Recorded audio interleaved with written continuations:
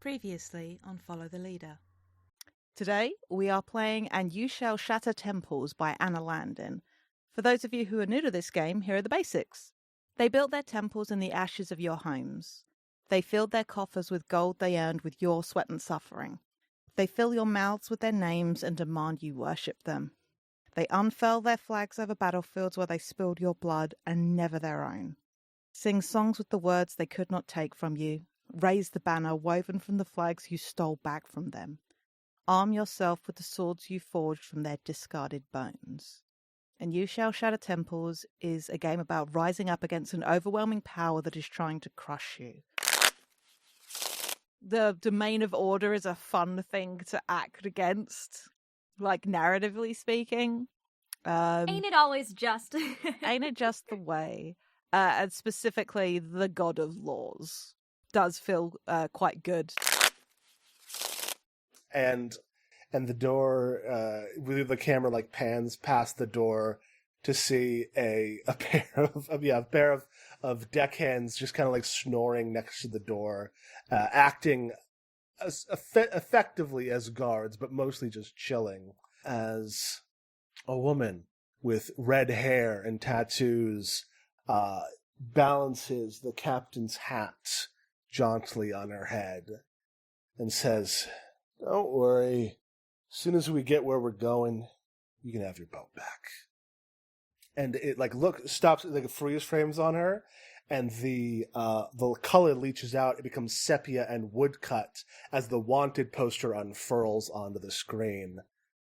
Cordelia Waite Smith, wanted for heresy, ties to organized crime, and for escaping the kiln. Looking a darn sight more put together than the last time we saw her. Clearly has gotten a hold of some means of getting cleaned up and patched up. The dim light shows the crawling vine of roses and vines tattooed on the side of the head.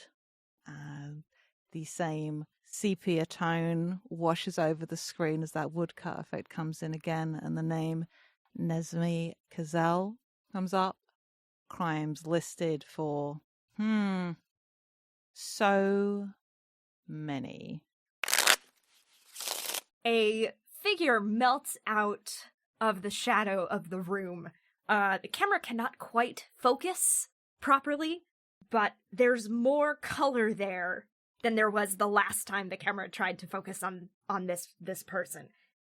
And the sepia tone comes up, and again, it can't quite catch anything. I think there's also, it flicks through wanted posters because it can't, decide what this person looks like.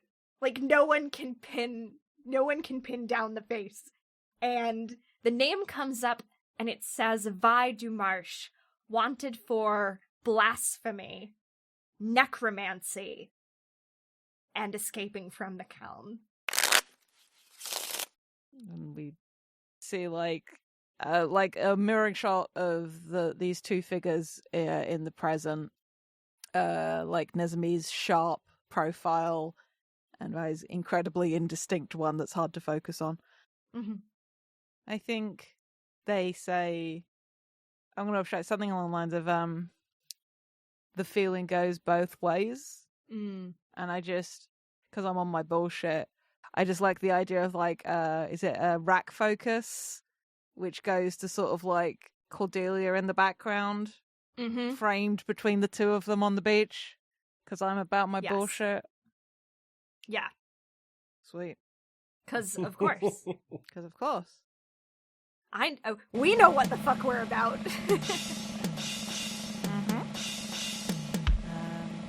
So everyone gets rested up, and we get moving again. And we move on to the second confrontation. We now return to your game already in progress.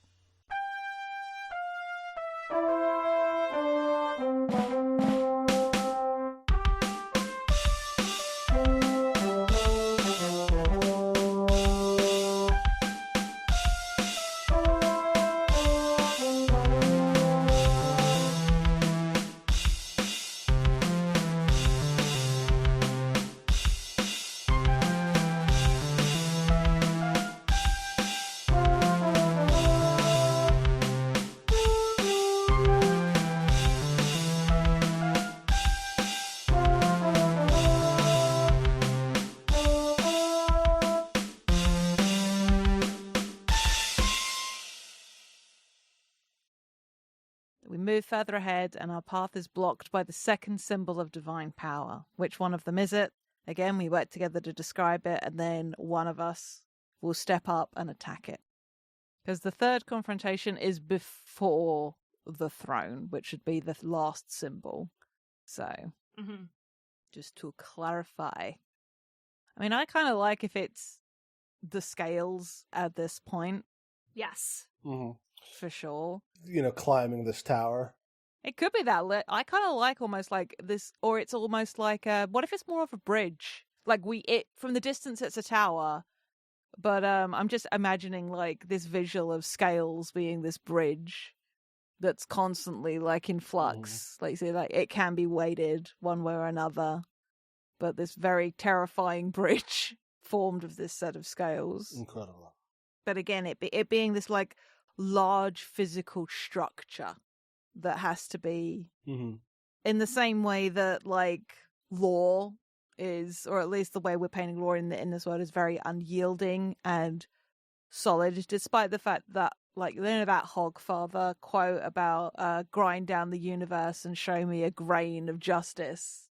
But like law is not a tangible thing, but it's treated as such, and we have this thing made as this representation of law that we just have to deal with it, which I'm here for, frankly. The question is, which one of us is attacking this symbol?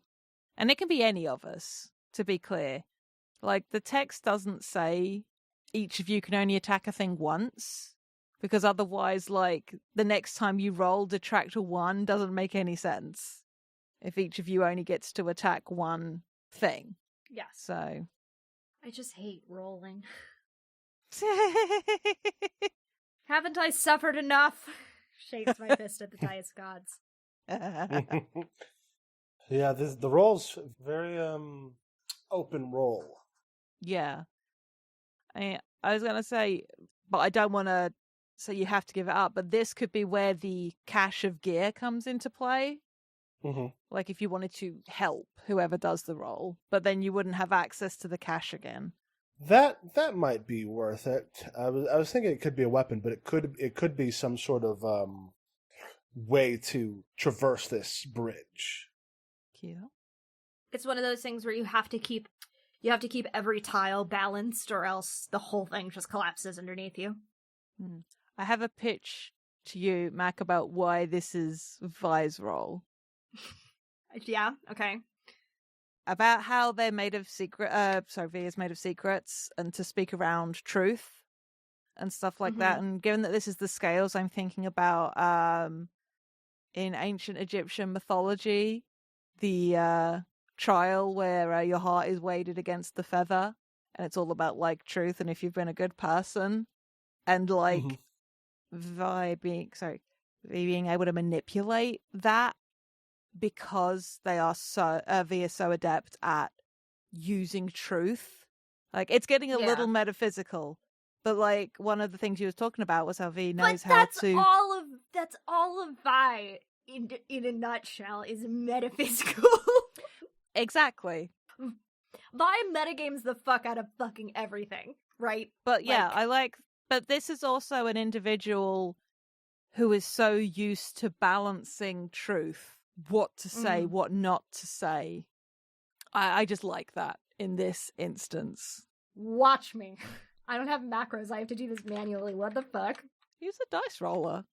No, I'm doing it in Roll20, but like, there's not just like a button. The D20 dice roller. You can literally click on the little D20 and then you can put in 2d6 plus 1. See? What did I say? Oh boy. I rolled a 4!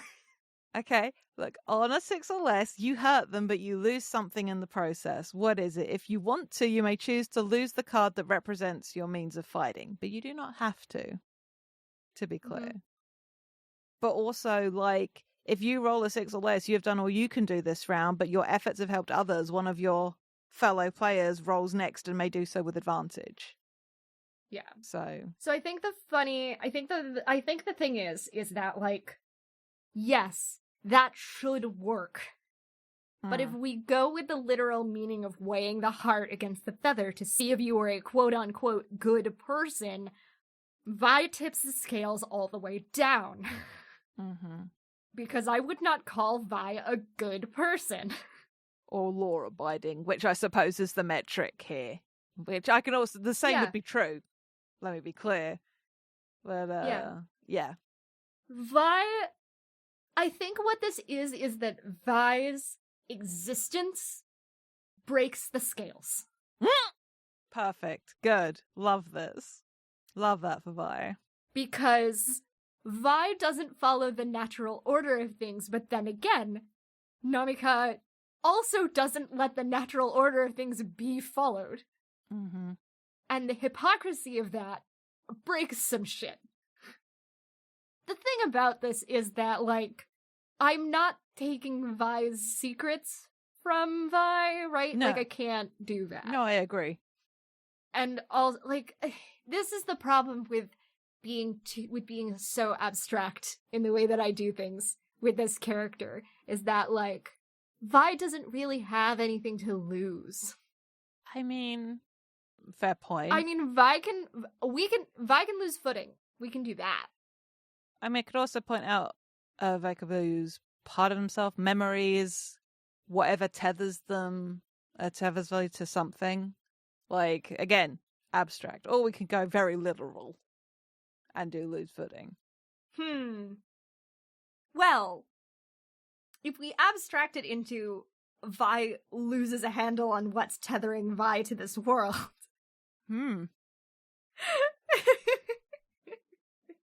That still counts as Vi losing footing because that's Cordelia. So what does that look like? Narratively speaking, I'm not saying you have to paint a literal picture. No. Yeah. Narratively speaking, I think what happens is Cordelia feels something that has always been there as long as she's been alive vanish. Like, just blink out. And it's like, oh, I had something and now it's gone. And at the same time that happens, Vi slips off of a tile. Or just, like, steps off of it completely, I think. Oh!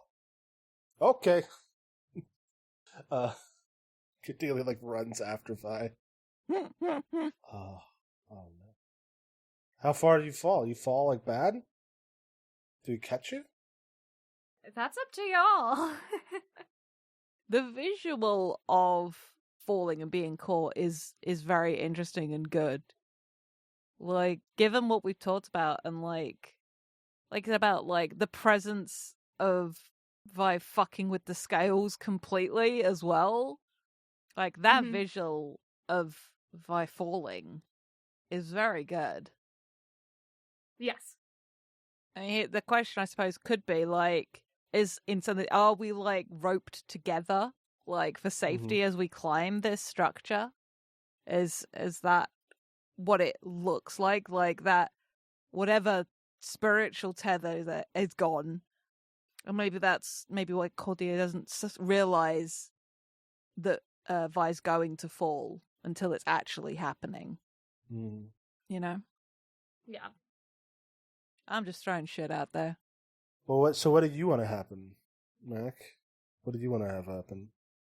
I'm up for either, because I can make it work either way. So narratively, it's what's more interesting for both of y'all. Like, I just like some good peril. Oh, mood. But, like... I suppose regardless what happens as a result of this, like, is this visual of this indistinct figure hanging from the other two as this giant set of scales is collapsing around us. I mean, it's pretty fucking tight. But also because this is order, like, it can only fall a certain way and it's entirely predictable about how it falls. Yes. I guess, is Cordelia allowed to, like, run and, like, grab Vi before V fully falls off the scale? Sure. Yeah, I'm not gonna say no. Why would Cordelia... let me ask you this. Why would Cordelia not be allowed to do that? I don't know, stakes or peril. So okay, let's which part of the scale are we on? One of the dishes of the scale, and that's like the bridge that enters the thing, and it like tips and moves and stuff. Or how does the scale bridge work? So I can imagine it more clearly. I like the thought that we're, rather than going via the like the pans of the scales, like we've gone up and we're like traversing the top instead, like the arms of the scale. This is part of our attempt to get round it. And this thing is ginormous. We've passed the cross, like we've passed the very tip, and something about Vi's presence, despite the fact that we are humanoid sized on this giant thing, but it's like it immediately dips, like a great weight has hit the top of it. And that sudden shift is what causes like that slip off the tile, as it were. That there's a point on the scale where the torque that's being applied to it just makes it just dip completely. Yeah, like a wire's snapped somewhere that isn't there. But I'm thinking on a tension bridge, like when something snaps and it starts all going. So we got to the midpoint, and as we leave the midpoint, the balance shifts. Yes. Okay. But yeah, no, I was thinking more like this is a traversing the gap, and this is like effectively a gateway to, and we're trying to get over here. So then, yeah, I think what happens is the scale suddenly like bucks and jerks and goes like hardcore down, and we all kind of start sliding down it. And then, but Vi actually falls. Yep. And I think what Cordelia does is, shout in alarm. And then Cordelia just jumps up, like, to get Vi. And as she does, Cordelia looks back at Nezumi and says, "I really hope you have a trick for this!" As she just grab, I'm gonna fucking roll 2d6 and see what happens. Tackles Vi out of the air, but they're both just tumbling through space. To be fair, towards the temple, so we might just crash through a lower level window that we were trying to get to. This is so dumb. No, it's great. You do get advantage, also, Jade. Oh yeah. Ooh. I don't know what is advantage. It's you roll 3 and yeah. It didn't do a whole lot, but it didn't do anything actually. not this time. No. So I rolled a 9. So this is a success, but a stumble. So Yeah, it seems like we're stumbling. you reckon? A little bit. I think what this is we see, we get again one of those interesting focus shifts, and with Vi and Cordelia in free fall, and I think this is Nezumi racking his brains for anything, any lore about Namakuran and this place, and hits on a prayer that she heard from a priest one time, or something about maybe a litany all about balance and all of that jazz, and is somehow calls out what it is. It's where you are able to know the law to bullshit your way out of something, like lawyer fast speak almost.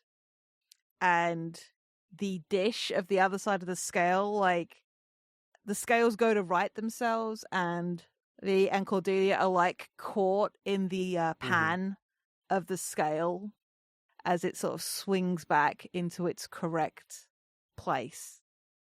And it just literally sort of almost like a hand catches the two of them as this giant set of scales addresses itself. reasserts itself into its correct position, like, because you got to know the law to break the law. And I think that's what that moment is. Hell yeah. Bitch Nezumi also gets a chance to be the mastermind. Okay, thanks. We take turns in this in this gang. But yeah, they'll finish moving along the top of the scale once it's righted itself, and just then slides down the like the chain or whatever on the side to join the two of you in the pan of the scales. And it's just like, how did you see that going? I mean, us getting in. Right. Okay. Just steps off off the pan of the scale to like this arch in the bottom, this section of the temple. It's like, leaving the two of them behind a little bit, just like starts walking off where they need to go. And Cordelia like sets Vi down. Is like, "You good?" That was monumentally idiotic of you. And that's saying something. And Vi also leaves. Well, I'm sorry for being for caring about the fate of my colleagues.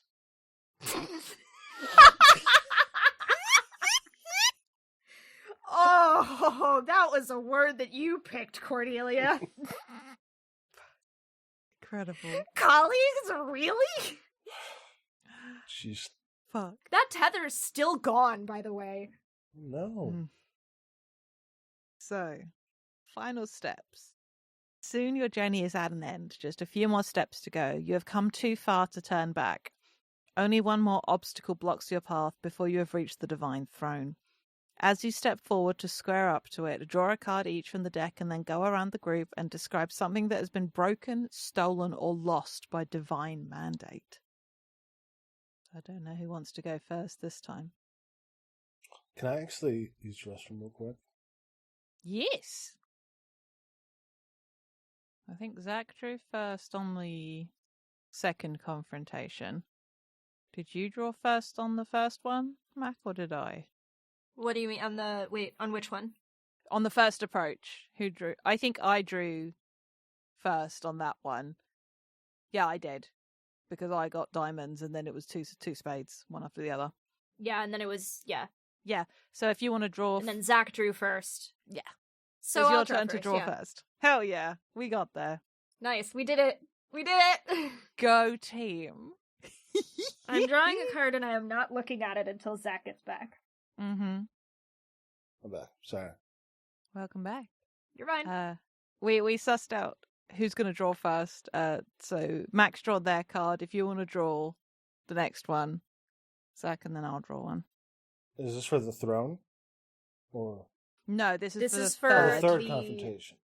I see. Final Okay. steps. I Yeah. didn't realize that was on that Final page. steps. Right. Yeah, and you're good. I love this. I love that this keeps happening. You got another heart, didn't you? No, I got clubs. Oh, okay. I love that I'm getting clubs. I love that I'm getting secrets. Secrets is very good. So I drew for the listener, for the the actual game dialogue. I drew 8 of clubs, which in the text of the game is the knowledge of something important, history, a language, some precious secret. Which is great because Vi's been around for a couple centuries at least at this point. How much of that Vi was aware for remains to be seen. I haven't figured that out yet. I don't care to figure that out at this point in time. But yeah, and to reiterate for listeners, because I lost track for a second, and my brain does that sometimes, this is something that has been broken, stolen, or lost by the divine mandates of Namika, the god of law. Yes. There's a lot of things that this could be for Vi. Law. This is a problem with making up a character as you go along, is that I just am like... I mean, I can lean into stuff that I've been thinking about, but... Yeah. Then it's true. Yeah, unfortunately, eventually, sometimes you have to decide things about a character. Yeah, but like there's some stuff that I didn't want to decide this early, right? Like Sure. it's fine. It works out, but like yeah, it's fine. So I think I think for Vi what this is. When Vi ended up in the Kelm, there's a you know how you know how in the movies when people get released from prison they get given back their like stuff when they get out? It's something like that. When Vi went into prison, because Vi didn't actually have any things, but there had to be something valuable that Vi had. And what they stole was vengeance. Vi's vengeance. Which hasn't happened yet. To be clear, Vi hasn't gotten Vi's vengeance from, however many years ago it was that Vi died. But that was taken from Vi. And the thing was that in the process of escaping from prison, Vi did not get that back. And Vi doesn't necessarily know that Vi is missing it.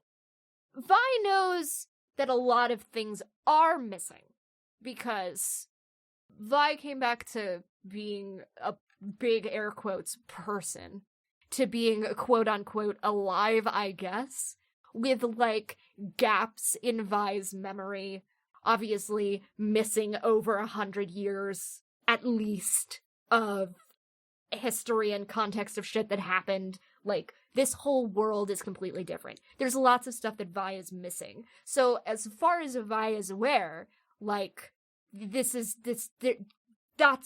what Vi's missing. But we'll see.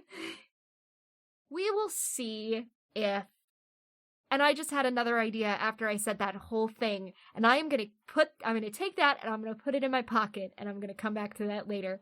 Write it down. Yeah. But Vi, that's one of those things that Vi won't know was missing until Vi gets it back. Shit. Alright. Good shit. Can I roll and I flip a card now? Mm-hmm.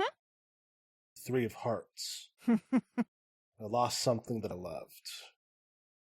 Jesus.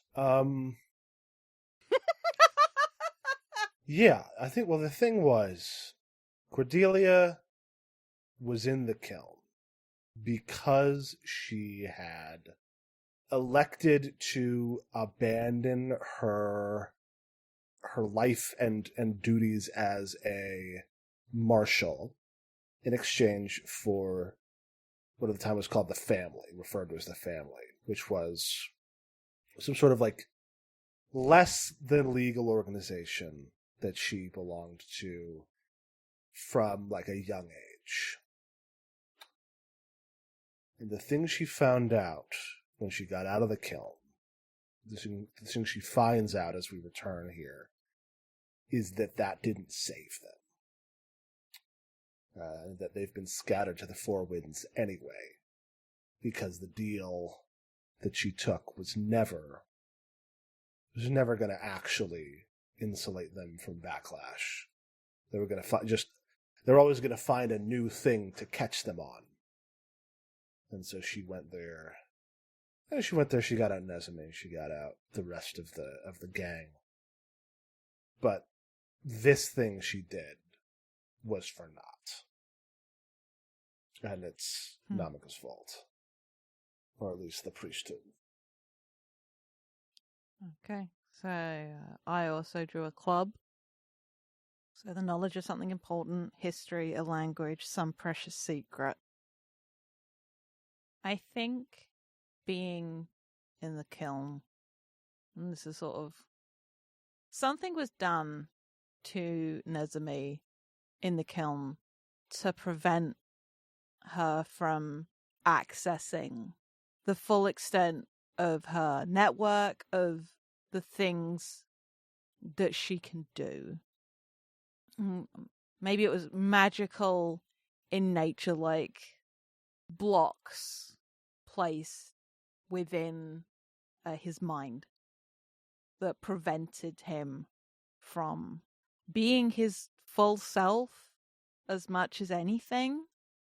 And while thanks to the efforts of Vi and Cordelia and the people that broke out, those, whatever spell that was or has been removed, but it wasn't without consequence.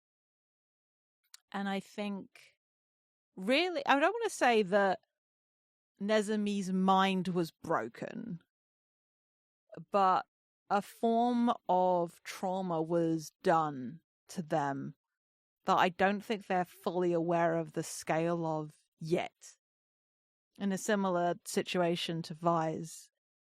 And it was deemed more important that Nezumi not be able to do something or know something than anything else. The law, which is supposed to protect people, all it is protecting the interests of the people that make the laws. Sure. And yes, Nezumi is not a good person by a lot of metrics, but that doesn't make it right that her mind and her personhood was fucked with by the legal system. Totally. And now we're at the third confrontation, the last symbol of divine power. And is this like this Hall of Records we were talking about? Is this the word of the law? We have to make our way through this library or whatever to get to the throne, given how we were framing it earlier. Yeah, I'm down for that. Because, I mean, we know it's the last is the word of the law. But, is this what it looks like, I guess? Is the Hall of Records the oaths sworn? Uh-huh. Like a record of all the oaths, the legal library, however you want to frame it. Mm-hmm. Yeah, that makes sense. Yeah. I was going to say, like, the whole with the sanctity of honesty, I like that play on sanctity versus sanctum. And, like, maybe within this place, lies cannot be spoken. And it's not like Vi's deal. Like, literally, maybe there's almost a compulsion here to speak truth. Like, the whole damn place is a zone of truth spell. Sure. All right. So one of us has to step up and attack. Mm-hmm. Who's it going to be? I guess it's my turn, as I haven't done the opening attack yet. Yeah. I mean, it can be any of us. Mm-hmm. Absolutely. I'm going to give it a chance, and then if I falter, someone else can save me. All right. 2d6. Boom, baby! That's 2 6s. Jesus Christ. Jesus Christ, Jade. I'm doing a victory dance. I hope you guys can feel it. I know you can't. Do you know what that means? On a 10+, you succeed and claim the symbol of their power, making something of your own from it. How about that? Oh, my little information broker. Oh. I think what this is I think we could have maybe snuck through, and I think that's actually what this looks like. And what Nezumi does. We approach a lectern or something, or it's something you see a lot. It's just a book, a magical book that you can just open and it'll have the contents of the entire library or whatever, and you can just pull it open and get the information you need, there. Something like that. And what Nezumi does is, I think this is trying to figure out the way through, and is trying to get that information, and has the idea. They reach into their coat and pull out a small blade from the lining of the jacket that they're wearing, and they just slice open the tip of one of their fingertips, and into this open book they do an inverse of the rune that was tattooed on them to inhibit them in the kiln, and the meaning of it shifts from being a wall to an open gate, and the camera shows like words like flowing up out of this book up along Nezumi's skin and then just like sinking down as they absorb quite a lot of information out of this hall of records, this library of lore, and the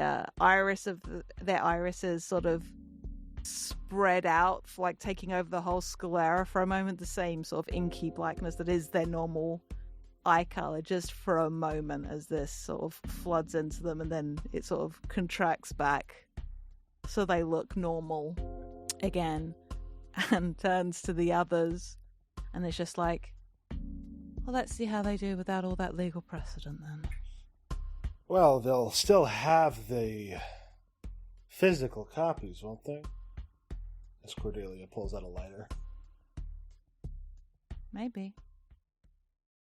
Vi like picks up a book from a shelf and opens it, and the pages are blank. That works. I'm not saying I'm that not you saying- shouldn't set fire to the place. though. Yeah, I mean, I'm sorry, Jade. We were about to say the exact No, we same did, and it's thing. good. It's incredible. who doesn't love a bonfire? I'm feeling a little chilly. And yeah, the spark to the flame. Alright, Incredible. almost done. I'm just going to offer the detail to call back to the last time this lot caused havoc, and it looks like Nezumi is getting a nosebleed, which makes sense. A lot of information, but instead of bleeding blood, it's ink. Very cool. Yeah. All right. We're almost done, I think. Yeah, We are. the throne. At last you have reached the place where your god sits enthroned. These are the last shivering moments before you draw your weapons against the deity. Draw one card each from the deck, and based on its suit, describe something about this place of power. So many tabs open. I'm just going to deal a card to all of us. Sounds good to me.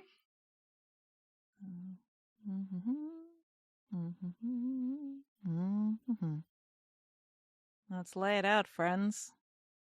All right. Let's do this. All right. What you got, Mac? I have a 2 of hearts.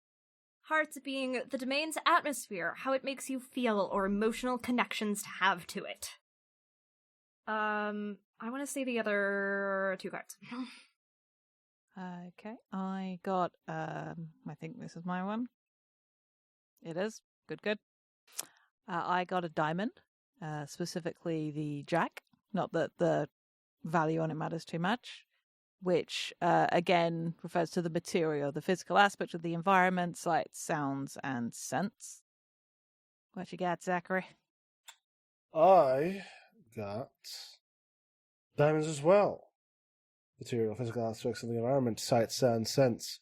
But one scent is the smell of burning paper as we ascend the throne. Yes. Again, I think there is that terrifyingly, unsettlingly rhythm, that metronome. Again, the crackling of the burning records behind us, the sounds of our feet hitting the pristine marble white floors, trailing soot as we go. And there's this taste in the air, not just of smoke, but of metal. And it tastes like the metal of shackles, of an executioner's axe, of metal bars keeping people in. And each time you breathe in, you get this scent of unyielding metallicness, and each breath brings the thought of something else used to keep people in line.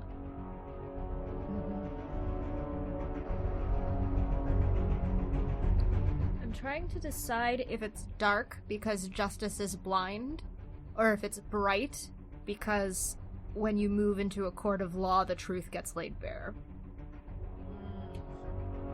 Well, it's not justice, it's only law. That's true. It is just law. So I think it's very, very bright in here. And there is this feeling as though your entire... We feel our entire histories following behind us in our footsteps, right?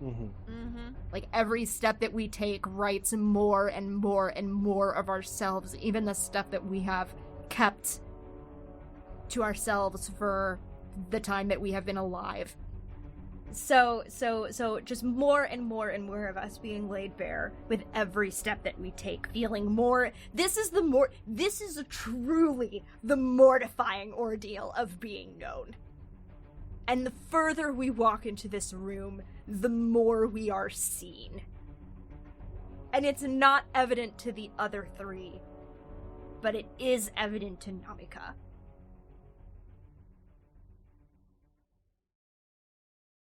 What does she look like? Smaller than we expect. Small, like, human-sized? Or just not as big as a god might be? Human-sized. Alright. So, if we don't have anything to add about the place, we stand before a god, and the hour has come at last. You are here to tear them down and shatter the throne on which they sit. In this confrontation, each player rolls their dice separately. And then each has a different result. So each roll our dice separately. That's well, we might as well just all roll, because then we can see it, and then we can just like narrate what happens. Paint the picture for our listeners and each other. Sure. Goddamn, Jade. Oh, that's your new roll, huh? Sweet. But normally, clearly Roll20 is favoring me today. Today. It's karma. Wow. Well, how about that? You guys. Listen, Roll20 only hold on a second, I gotta see something. Roll20 only likes me when I'm rolling skirmish and dumb kids. Like, straight up. See, I can roll a 10 in the server. And that. But I roll a 2 in Roll20. Snake eyes. For the record, I rolled Which, to be a 4. clear, it does hurt the god. Yeah, I mean, we win. The point of the game isn't for winning to be in any sort of like Doubt. Yeah. This is a we win but at what cost sort of situation. Well, who wants to narrate first? Not it. I still have to figure out what I'm losing. I mean, because I have to succeed. So. Well, let's start with like what the kind of like beginning of this conflict is, this confrontation. Yeah. I mean, I feel like leaning into that whole mortifying ordeal of being known, and Mac actually referenced Christmas Carol earlier. I like the notion that Namika does something, and all of this history that we're carrying behind us or trailing behind us starts becoming actual weight. And just like, the consequences of your actions made physical, and it's just like trying to she's trying to crush us under the weight of our own misdeeds in the eyes of the law. It's like her opening gambit. Because she knows what we're here to do. Yeah. Mm-hmm. And she doesn't intend to let it happen lightly. I think for that's not my character. That's Mac's character. For Nezumi, I think they're still kind of woozy from, what they just did. And as stated on their wanted poster, they've broken a lot of law in their pursuits. And I think it catches them by surprise. And it's almost like they're snapped backwards with the force of it and go careening into a wall, and their nose starts bleeding again. But it's like full on, like, if you've ever watched ink spill out over paper or through, it's like that. So it's both gory but also not, because it clearly is ink. But their clothes are pretty dull, but like it's just seeping into what they're wearing. And we briefly see like descriptions of laws broken ripple out over their skin and disappear again, like something bobbing up out of waves. Mm-hmm. Well, so I rolled a failure. Not a failure, but I rolled a 4. Which we hurt them, but we lose one last thing in the process. So I think what actually happens with Cordelia is she is like struggling forward as like these weights are being like the weight of the past of misdeeds, and like she doesn't have the fantastic long like laundry list. She just has the one or two big ones. She has worked for a criminal syndicate. She also has the heresy, the betrayer of the marshals thing, and it's the past, like running back. And Cordelia looks at Nezumi and sees them with all of these things, and remembers turning the library blank and removing precedent, and in some ways removing the past. And she looks down at the weights that are around her ankles or in her wrists, and she says, well, I don't have to let them weigh me down. I don't even have to keep them. And she gathers up all the chains and just hucks them at Namika, and the chains break. And Cordelia loses her past. Good shit. That's so funny that you say that. Because I was about to do the exact same fucking thing. Yes! Oh. Well. It says you lose one last thing in the process. That doesn't mean that it has to be a direct consequence of. Sure. No, Yes. not at all. Me. Playing fast and loose once again. With, the weight of 2 lives worth of secrets and crimes and half-truths. And Vi's pretty good at navigating all of that, especially since there's holes and gaps in all of this stuff anyway. But trouble is that Vi was dead. And now Vi is not dead. And Vi became not dead for a reason. And that reason just threw her entire past into the face of a god. And without that, it's much harder for Vi to control a physical form. And I think Vi stops Nezumi for a moment. Mm-hmm. And, pushes a little on the shoulder to turn her to face Vi, dead on. And Nezumi gets this feeling of deja vu, and Vi smiles a little. Sort of? Sure, we'll call it a smile. And says, I'll see you again. And then, with the force of losing Vi's body, temporarily, Vi doesn't have any physical tether to the plane right now,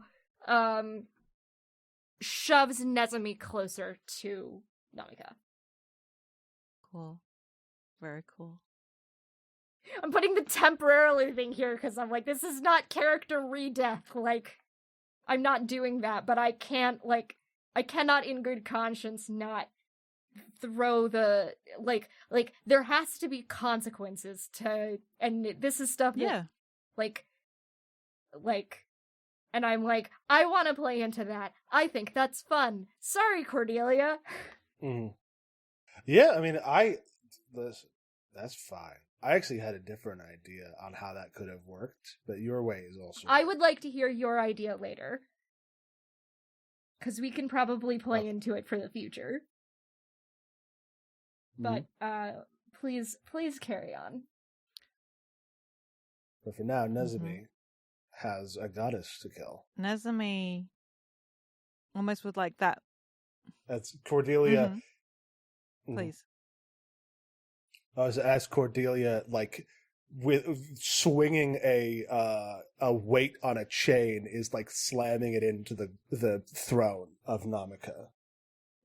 Nezumi steps forward, like that momentum given to him by Vi, and this ink is still like pouring out of their nose and ears and eyes now, and it's sort of bubbling up through their skin, and it's like they almost able to gather it up like this roiling mess of living ink, smoke, something. And I think it gains some of that intangible quality that Vi has had this whole time. It becomes slightly difficult to look at directly, and this is some waterbending looking shit as Nezumi gathers up this ink and effectively forces it down the throat of Namika, drowning her in the words and the oaths and all of these things that bind people. And like paper, it's like this ink blooms out through the skin of Namika, like ink through paper, and starts to break down in the same way that like paper, once you get it too wet, just starts losing all of its structural integrity and just falls apart under the weight of itself and just spreads out over this pristine white floor and forms this symbol on the ground that then sinks away.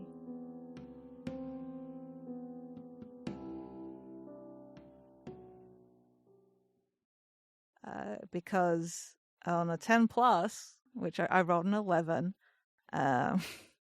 Nezumi leaves a mark on the world that nothing will ever bury.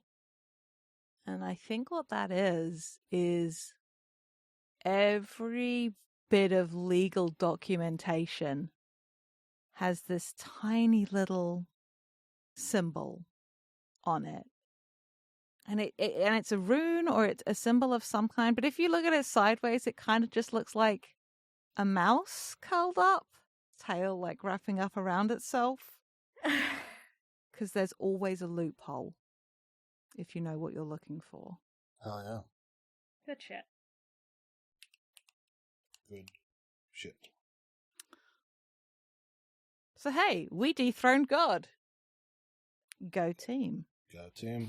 Go team. So now we go around the group and each of us say how the fight has changed their character. Use the first card you drew as the basis for this, comparing and contrasting what you were like before the fight and what you are like now. What have you lost? What have you gained? How will you go forward from here? And I guess sort of narrate this ending part. I guess. Yeah. Well, I got one. Because we've reached the end of the book, except for the acknowledgements. So yeah, please, Zach, go. Yeah. Well, I got a thing. So, like, how is the temple faring? Is it like crumbling? Are we like running away, or is the like ink spreading and like dissolving it? I think no, but I think the rigid order of this area has been lost. Yeah, like I like the notion that the temple still stands, but like all the lines are a little bit askew and things have gone all crooked, and the innate order of the place is broken. Cool. So yeah, so then we're in the throne room. We're not in danger of the roof collapsing onto us. Is No. my point. I think we're relatively safe for the moment. Cool. But there's some dust that's still settling from the chaos of it all. And Nezumi like hears coughing off to the side. Cordelia kind of walks out and sees them and says, "Oh wow." Kind of like looks them up and down in a very like overt way and says, You're really something, huh? My name's... Anyway, nice to meet you. Do you know what's going on? Oh. And they swallow and sort of wipe ink away from their face, eyes returning to normal. And if the ink on their fingers is a little bit watered down by something, who can say? They wipe off their hands and offer one to Khadija. Just like, I'm Nezumi. Do you not know who you are? Not in so many words. I got an inkling. Do you know who I am? Yes. Well, I thought I did. Huh. I can help you figure it out. Yeah, that's probably a good idea. Doesn't look like I have any money on me, so that's probably smart. It shouldn't be a problem. Nezumi, huh? Mm-hmm. It's a nice name. Cordelia like throws an arm around your shoulders. Is this your house? No, not my style at all. Okay. Are we going somewhere? Yeah, we've got somebody to find. Oh, we should hop to it then. Yeah, we absolutely should. All right, Nezumi, lead the way. I'm gonna fight Zachary. It's a very, very fresh-faced someone follows Nezumi out of the temple. Okay, we have to end it there, right? Like, we have to. Mm-hmm. Yeah, no, now we gotta.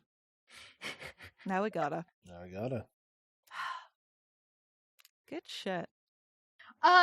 Actually, no, I will leave you. I will leave you on a very, very small stinger, which is that as you leave, you don't see it. Neither of you see it, but Nezumi's shadow looks a little bit longer. Hell yeah. Than it should. Hell yeah. Love that. Sweet. Love to play game. Yeah. Love to play a game. Play a game. Don't we? We do play game. Incredible. All right. So good. Hell yeah. All right. Well, let's wrap this up. We've been playing And You Shall Shatter Temples by Anna Landon. It was part of the Attack and Dethrone God Game Jam, I believe, which happened a couple of years ago. Go check it out on itch.io. Support Anna's work. It's great. Oh my god, 2020 was a couple of years ago. 2020. Ugh. That sucks! Yes. Well, that sucks. This game didn't. And we've been Follow the Yeah, Leader. this game rocks. Yeah, this game rocks. Do we do us first? I've been Jade. You can find me on Twitter and Tumblr at JadeOxfordRose. And if you like the way I play games, you should check out Dumb Kids Playing Hero. It's an Animorphs inspired actual play podcast. At DKPHpod on Twitter. Me and some awesome folks have a lot of feelings and deal with a guerrilla war against alien invasion. You know, light stuff. Oh, yeah. Chill. Playing with me has been Mac. Hello, I have been Mac. You can find me on the internet wherever you get good content at Citadel of Swords. You can find the podcasting guild that we are a part of, along with our wonderful friends over at the Rumor It Happened podcast, at Stones_standing on Twitter. I don't know when this is coming out, so I'm just gonna say, check in on that to see when we're gonna do stuff. Yeah. Yeah. And Breaking Hearts, as always, Zach. I don't know what you're talking about. Erickson, you can find me on Twitter at Obviously God. You can find the music I make at iambugbear.bandcamp.com. And you can read and listen to my original genre fiction at Zopcast on Twitter. ZOP cast. And you can read it. You've been No, that's listening. fine. Go on. Zopcast will Sorry, Zach. give you where you can go. All right. This has been Follow the Leader. Follow us on Twitter at FTLcast. Check out FTLcast.com. And if you like what we do, please consider supporting us over on Patreon at patreon.com/FTLcast. Let's do Let's do the a clap. clap.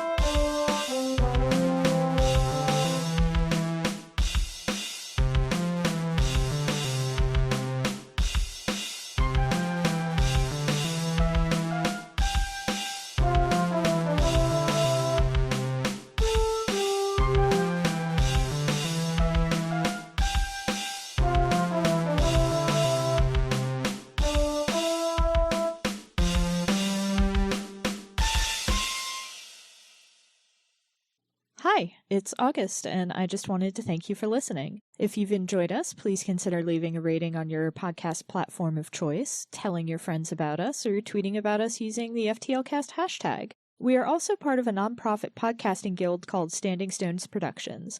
We do a variety of shows, including The Room Where It Happened and Dumb Kids Playing Hero, 2 actual play shows, and a Steven Universe discussion podcast called Gay Space Rocks. We also do live streams at twitch.tv/StandingStonesProd. You can keep up with everything that we do on Twitter at Stones_standing. Unfortunately, Standing Stones was already taken. Your support means a lot. Thanks again!